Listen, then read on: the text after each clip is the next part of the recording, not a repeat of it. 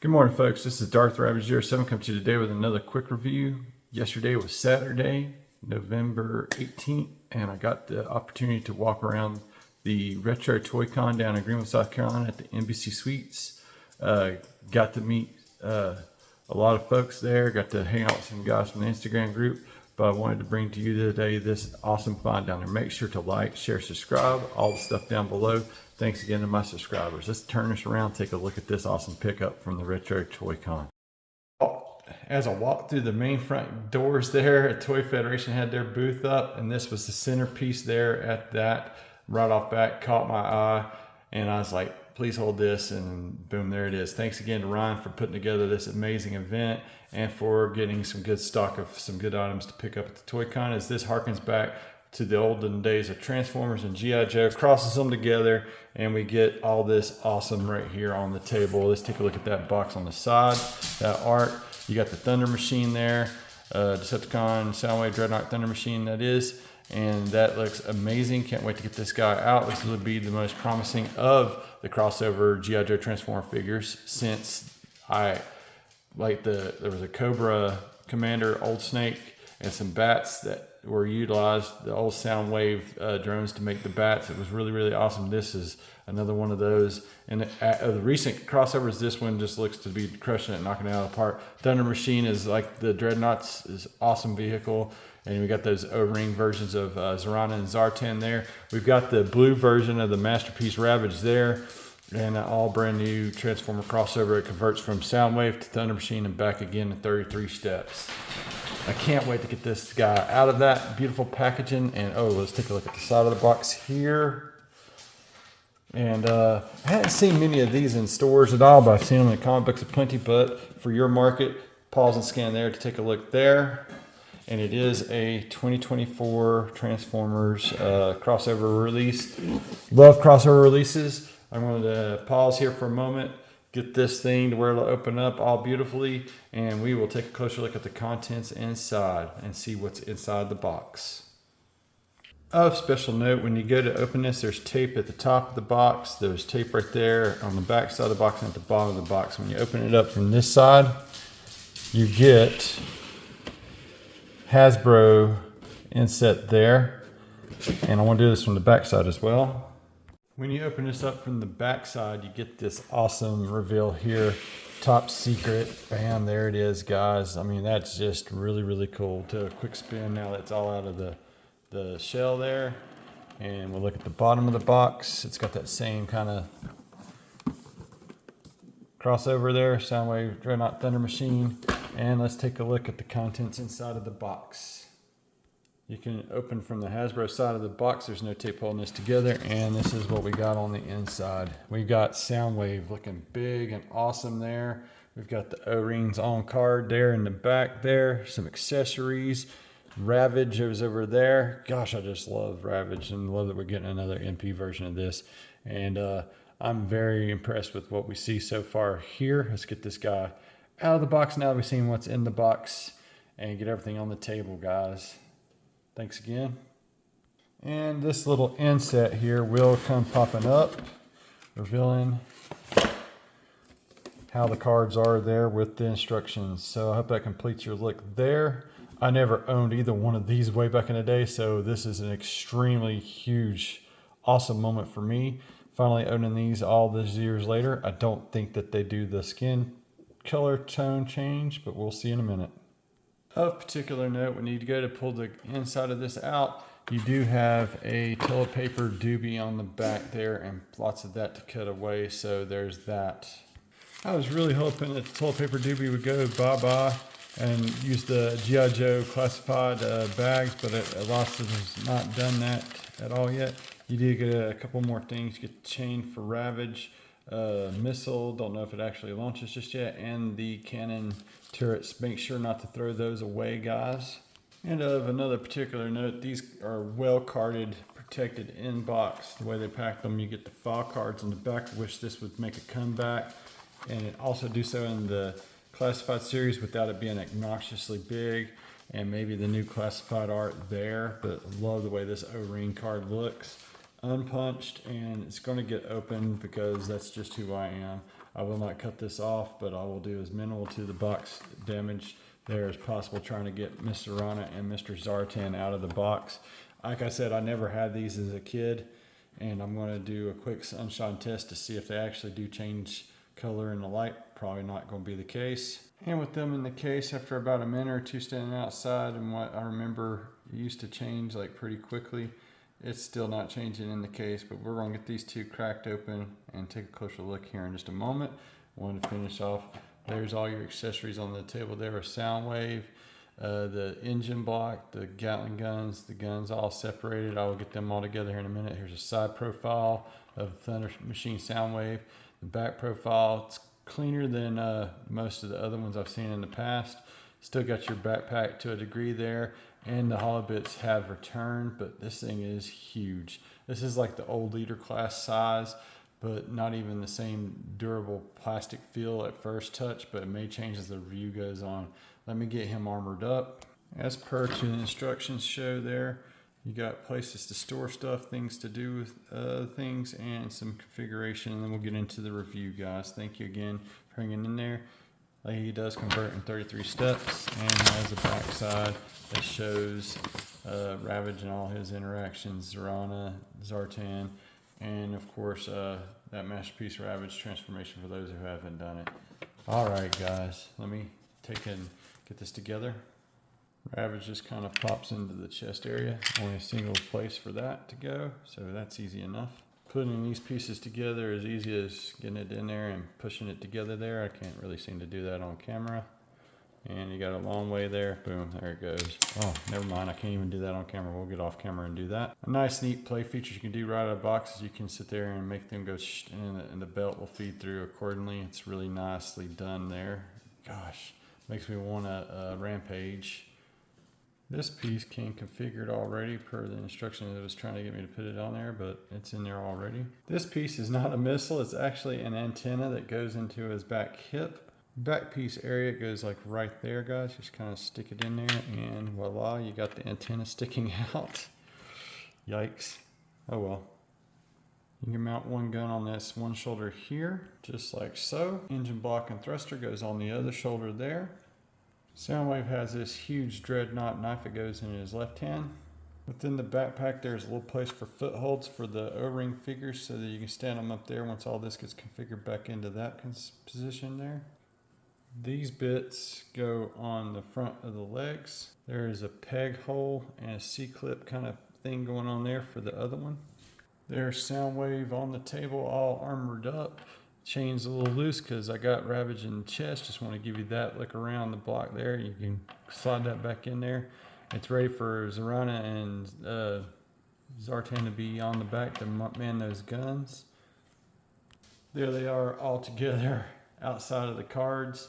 And I'm going to put those cards safely back in the box and close this box up back in the back there. And all of a sudden, that song from Power Man 5000, This Is What It's Like When Worlds Collide, jumps in my head. And here they are, as one big happy Dreadnought family should be. The O-rings, of course, are the only weakness, as they weren't the best figures back in the day, and I'll probably upset a lot of G.I. Joe fans, but I never actually owned these two, so it's very nice to have them in hand. I don't believe they still have any the change features there, but this chain here is like a rubber, more rubber than it is plastic. And it fits around his neck and fits in the hand of Zartan or Zarana, whoever's handling Ravage at the time. Let's take a closer look at that Ravage and close up Soundwave's chest. Here is Ravage on the chain, and now we'll get him off the chain to let you see my favorite catbot in his Soundwave blue dreadnought form. He has some greenish, yellowish eyes there. I'm going to have to get it. Oh, it's more yellow there. I wish it was a little bit more pronounced. Same detailing throughout there, except for it's a blue one, and he's got silver painted missiles. The Decepticon symbols there, nicely done there. Sorry about the blurry image if I did that to you guys. His aft view kind of looks a little hollow. Tail, love the bend in the neck and the stuff. Same limitations as the Masterpiece. He has no head articulation except for like right there on that joint. These have a little bit of opposability there. Those are on balls there. This Masterpiece Ravage probably needs to be updated along with that Masterpiece Soundwave moving forward or whatever. But looks absolutely tiny compared to this leader class, old school leader class, that is, version of Soundwave, as we put him back on the table there for that one other part and shot. I'm going to convert him really quick back into his chest mode, put him back into the chest. Tape mode inside A, I guess, is a Cobra data disc or cassette tape, as it's got none of the cassette tape features except for the little bit of detailing that was there from before. The paintwork's not there, so I imagine repo labels might be able to hook us up with something there. And I'd love to see like a Decepticon Cobra insignia, kind of make it in there somewhere. Decepticon insignia is tempoed in the same spots. It's got the same kind of silver paint there on the sides, but this is blue versus black and gray, that kind of thing. Back into the chest he goes, all inside A. And now to get the O-ring figures on the back. We got them all pegged in and hanging on tightly in the back, but you really can't see them from that angle. You can see them from this side. Like I said, he's getting a face full of turbofan. She's getting probably bullets whipped out in her face, but that's the two figures seated in there per the instructions, as you can see right here in front of you there. I mean, it is sit them down, boom, and there you go. Anyway, that's Soundwave and robot mode there, and I'll probably have to move some of the stuff off to go through the articulation there. Okay guys, as you can see with these guys, it's not been a whole lot in the way of articulation. I've seen videos of Bumblebee and Megatron with the G.I. Joe crossovers, and this guy's pretty much going to fall into those categories there. You get no ankle rocker whatsoever. You can break the transformation joint and get some wiggle waggle there with the seat. I like how they alternated in the feet as the seats of the Thunder Machine.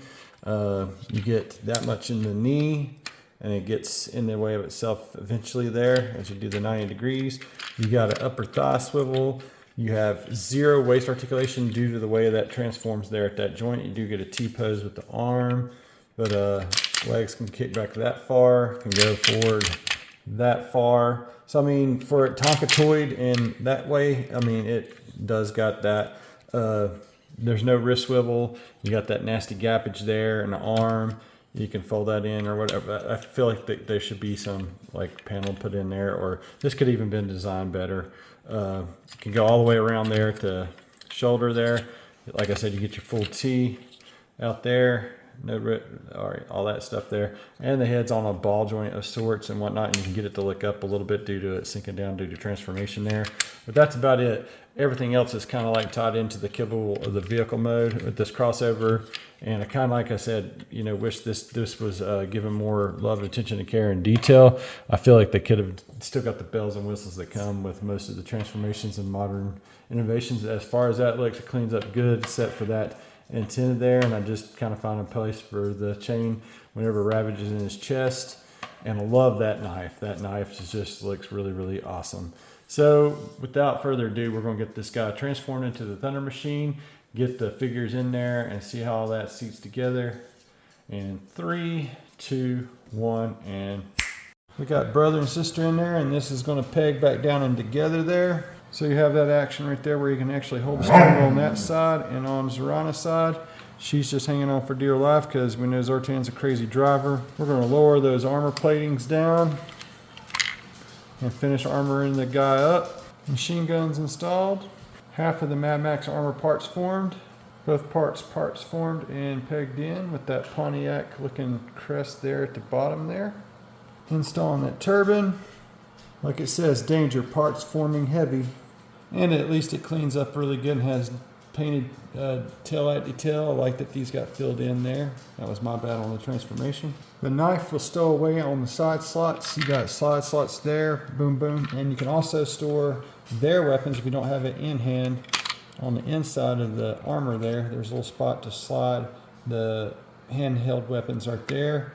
But that's what you got right there in the Thunder Machine. You can actually slide the foot pegs or the foot stands in the sides of it and then close down the doors there on each side, guys. But that's about going to do it. And there is Zartan and Zarana in the Thunder Machine with the blast effects in the front. And the cool play feature that you had still, you can have it do the little rotate and make it look like it's shooting. And that's really, really awesome little detail there. I like how this is made. You got the dogs hitting the bowls, making all the background noise in the world. And No, I did not National Lampoon freaking Ravage off of the back end of the car like in the National Lampoons where they forgot an Edna's dog on the back of the car. I was just doing something fun there and trying to store it somewhere because you can store the knife. Like I got the foot stands inside of the Thunder Machine's extra armor there, and you can see Zartan and Zarana down inside of there. That is really, really freaking cool. I think this is one of the more successful ones to date. Nice attention to detail. It does got that like Pontiac kind of esque looking logo where they chopped the car up and Mad Maxed it and stuff. But as far as Mad Max and that stuff goes, I even felt like some Mask vibes with this thing. It was really, really good. Now, the only weak point of contention is that nasty, ugly yuck there. I just can't stand that. I don't think these raise up at all, no, but they're just armored, and I'm pretty sure it's the same ugly peg thing there. I'm probably going to take a black marker and get that all dolled up. I wish that a blast effect could be put in back here to where you could have it going down the road there, and I'm sure that you could figure something out that way. And I'm pretty sure there's somewhere better to stick Ravage's chain, but Dreadnoughts are sloppy and messy, and that's very Mad Maxy, more so than it is Aunt Edna's dog in the first National Lampoon's movie. Really do like what I see there. It has that audio on the side with the backwards RU. Looks like 0 or D there, 169. So I didn't ever own the original Thunder Machine or the Dreadnoughts, but I really do like this a whole lot in the tempo there of the Cobra symbol. And so it's like a Decepticon in disguise there.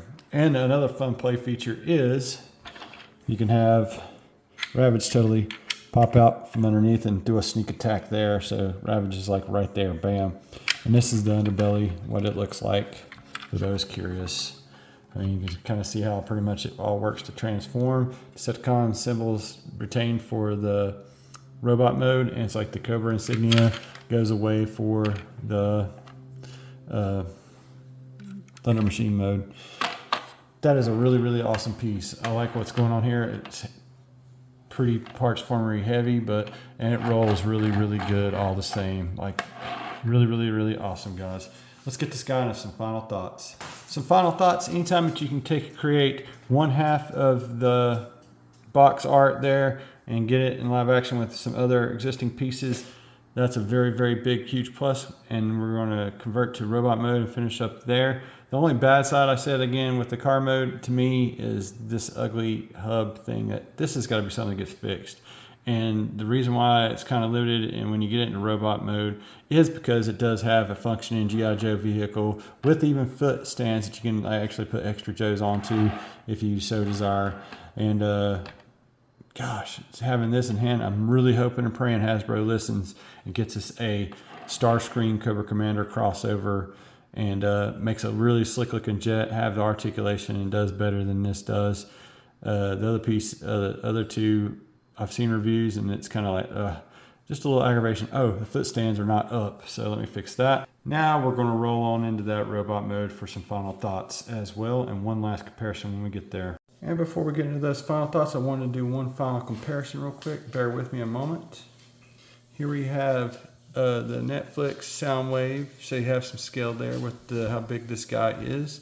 Some more ridiculous scale. MP Soundwave with MP Ravage with Thunder Machine Ravage, which is an MP recolor, and the Soundwave Thunder Machine. Just really just, I wish they made them big like this still, you know, and this is a masterpiece, but anyway. And I think that's about going to do it. Let's get into some final thoughts now. Having never owned the original Thunder Machine or these Dreadnoughts, this was an awesome buy yesterday at the Retro Toy Con. This harkens right back to both G.I. Joe and Transformers.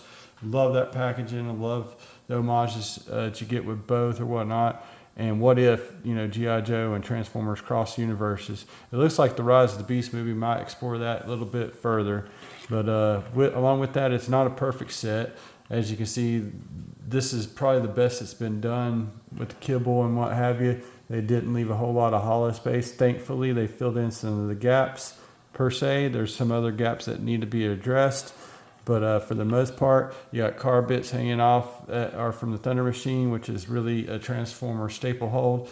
big bulkiness, G1 feel. This thing is ginormous, as I was just demonstrating with that last little comparison before the final thoughts of the robot mode. I like that you got weapon storage there. You even got weapon storage for the Joes inside of that Soundwave there in the backpack. And it has blast effects compatibility, has some other little play features. So, I mean, of the G.I. Joe crossovers,